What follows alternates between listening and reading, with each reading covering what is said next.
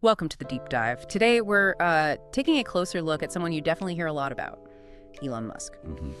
Our goal here is really to get beyond the public noise and understand the core thinking, the principles driving his push to, as he puts it, engineer a fantastic future. Exactly.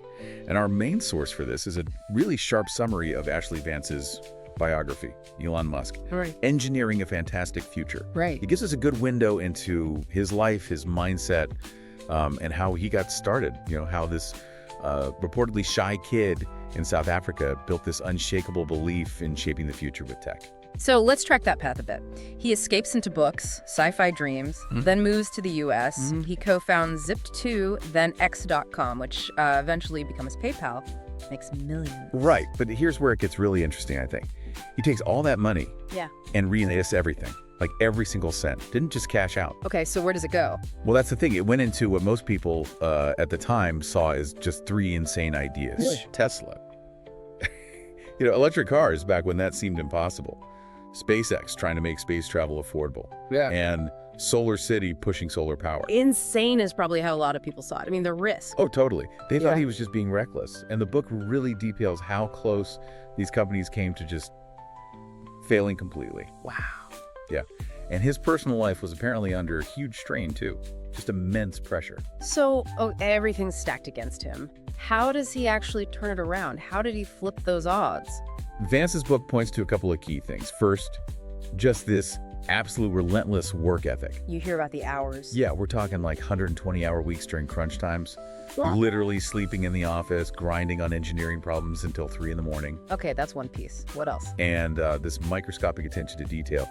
Apparently, he'd be poring over engineering diagrams himself late at night, really deep in the weeds. And what about his actual problem-solving method? You hear this phrase, first principles thinking, associated with him a lot. What's that really about? Yeah, that's a really important question. This obsession, you could call it, with first principles thinking is absolutely central. So what does it mean in practice? Not just copying. Exactly. He doesn't just look at how something's always been done and tweak it. He breaks the problem down to its most fundamental truths.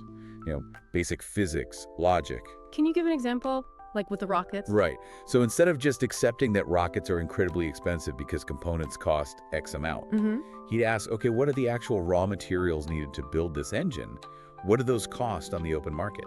Ah, I see. So building it up from the absolute basics. Precisely. It let him rethink manufacturing, push boundaries in industries like aerospace that hadn't seen that kind of shakeup in a long time. So it feels like his companies weren't just, businesses selling products. They almost became movements. That's a great way to put it. Like Tesla wasn't just selling EVs.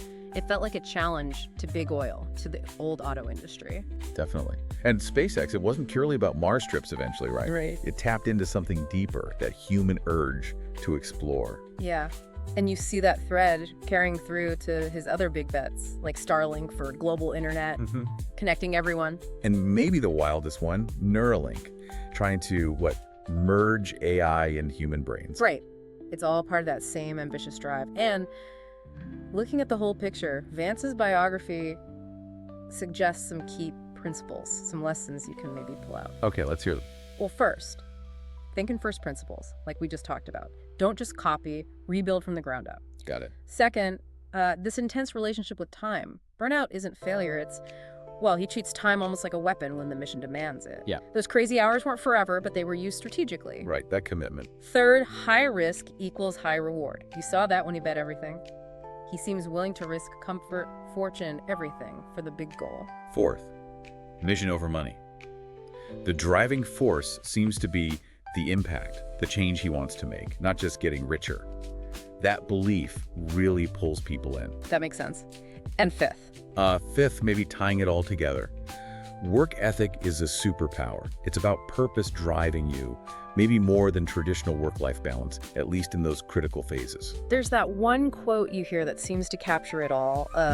When something is important enough, you do it even if the odds are not in your favor. Exactly. That sums it up pretty well.